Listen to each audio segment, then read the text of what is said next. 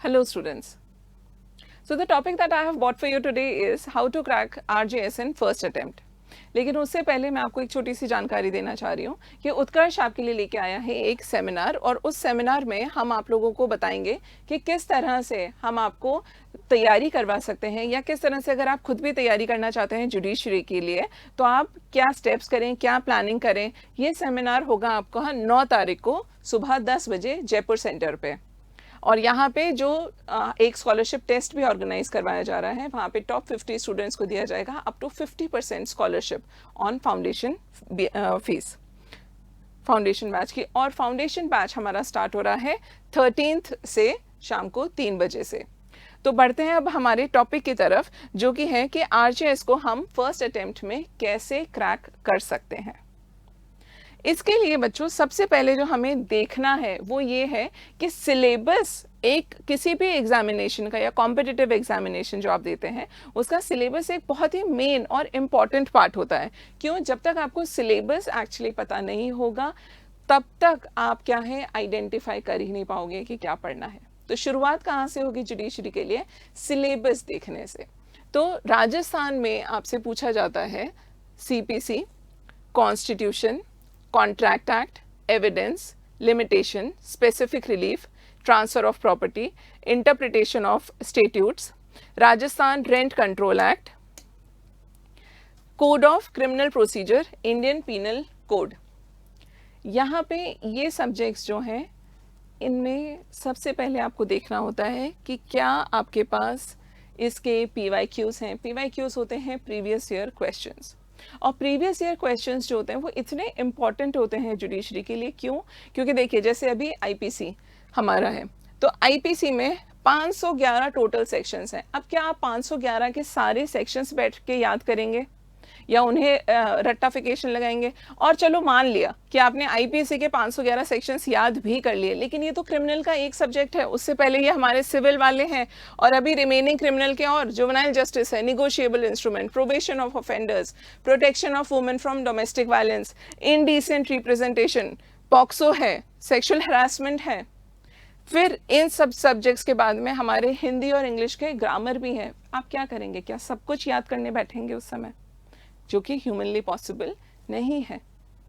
हिंदी में भी पूरी हिंदी आपको नहीं देखनी है। 10th स्टैंडर्ड तक जो ग्रामर में अभी तक पूछा गया है वो मेनली आपके सब्जेक्ट्स जो हैं आइडेंटिफाई करे हैं और वो ही पूछे जा रहे हैं। शब्द रचना है, शब्द प्रकार, शब्द ज्ञान, शब्द शुद्धि, व्याकरण की कोटियां जो कि परसर्ग, लिंग, वचन, पुरुष, वाक्य रचना, वाक्य शुद्धि, विराम चिन्हों का प्रयोग, मुहावरे, लोकोक्तियां, पारिभाषिक शब्दावली। ये जो हिंदी का सिलेबस है ये है आपके प्री के लिए।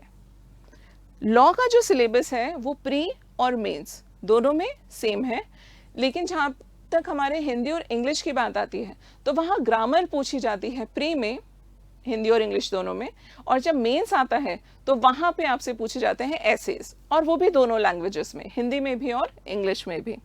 और इंग्लिश का सिलेबस है, टेंसेस हैं, articles and determinants, phrasal verbs, active and passive voice, coordination, subordination, direct indirect speech, model expressions, reasons, companions, antonym and synonyms. अब ये तो बात हुई हमारे सिलेबस की। मुद्दा हमारा यहीं पे आ जाता है कि तैयारी कैसे करें ताकि हमारा फर्स्ट अटेम्प्ट में हम क्लियर कर सकें। तो बच्चों सबसे मेन इम्पॉर्टेंट ये नहीं है कि आपने सिर्फ लॉ ही किया, हिंदी और इंग्लिश चलो ठीक है आसान से सब्जेक्ट है वो हम देख लेंगे। क्यों? क्योंकि राजस्थान में हमारा जो प्री का जो क्वेश्चन जो आते हैं वो आते हैं 100, और उन 100 क्वेश्चंस में से हमारे पास है 100 क्वेश्चंस में से हमारे पास हैं टोटल 70 क्वेश्चंस लॉ से रिलेटेड, और 30 क्वेश्चंस आते हैं जो कि लैंग्वेज के होते हैं, और उन 30 क्वेश्चंस में से 15 आएंगे इंग्लिश के और 15 आएंगे हिंदी के। तो इसलिए आप हिंदी और इंग्लिश को कम वेटेज वाला बिल्कुल भी नहीं मान सकते हैं, या फिर ये आप नहीं कह सकते हैं कि चलो सिर्फ लॉ पे कॉन्सेंट्रेट कर लेते, क्योंकि लॉ है 70 मार्क्स का, हिंदी इंग्लिश का भी वेटेज काफ़ी ज़्यादा है। और लॉ जब यहाँ पे हमारा क्वेश्चन आता है तो सिर्फ इतनी सी बात नहीं होती कि आपने लॉ के सब्जेक्ट्स बेयर एक्ट्स जो थी वो पूरी रटी और फिर उसे लेट गो कर दिया। Why? Because each and every bare act is important, लेकिन साथ ही साथ अभी तक जितने क्वेश्चंस पूछे गए हैं, जो PYQs जिसे हम कहते हैं, प्रीवियस ईयर क्वेश्चंस, उनके बेसिस पे आप ये आइडेंटिफाई करेंगे कि कौन से सेक्शंस इम्पॉर्टेंट हैं।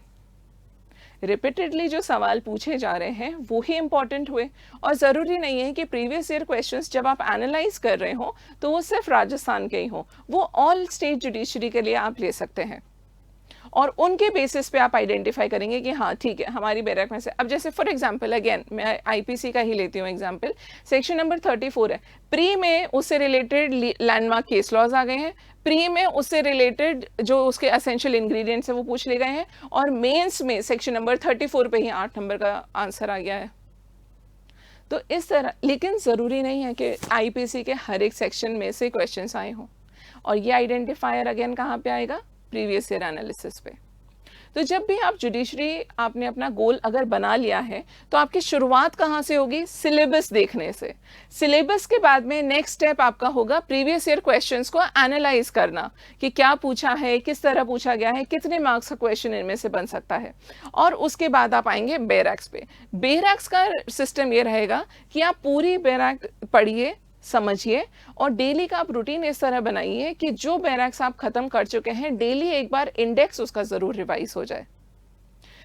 उसके बाद आपकी आएगी मेंस की तैयारी। वहां पे आप दोबारा नोट्स बनाने की बजाय आप ट्राई करें कि जो इंपॉर्टेंट क्वेश्चंस थे उनकी आंसर फ्रेमिंग आप अपने पास करके रखें, और इससे आपका सिलेक्शन प्रोसेस जो होगा, क्योंकि आइडेंटिफाइंग क्वेश्चन, कोई भी सवाल ऐसा नहीं होगा जब आपके क्वेश्चन पेपर में पूछा जा रहा है, या आप मेंस का अगर आप दे रहे हैं पेपर, तब आपको ये शॉक नहीं लगेगा कि अरे ये क्या पूछ लिया एग्जामिनर ने, ये तो हमें क्वेश्चन ही नहीं पढ़ा था, या हमें समझ ही नहीं आया था। ये क्यों, कब नहीं होगा, जब आप प्रीवियस ईयर क्वेश्चंस भी देख चुके होंगे और क्वेश्चन आंसर फॉर्मेट में अपने नोट्स बना चुके होंगे। आशा करती हूँ ये वीडियो आप लोगों के लिए उतना ही हेल्पफुल रहा होगा जितनी मेहनत मैंने इसके पीछे करी है, और जल्द से जल्द आप जज बने, इसी आशा के साथ में आपसे आज्ञा लेती हूँ। Thank you.